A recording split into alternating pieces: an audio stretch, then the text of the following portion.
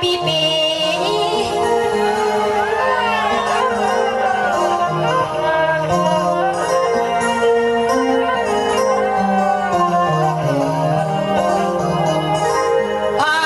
ตอนสู่ปีมีก็แข่นก็สีก็วางไว้กำหนึ่งหอเปียนา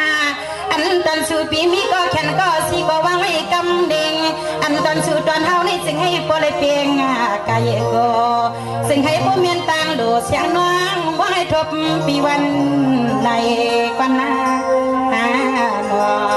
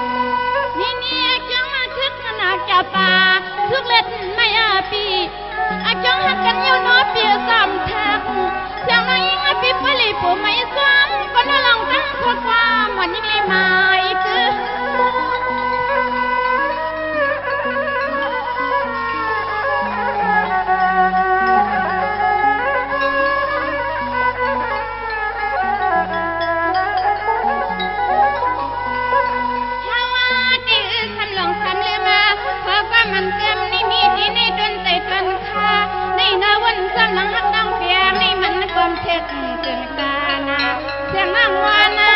ข้างอยู่ในเล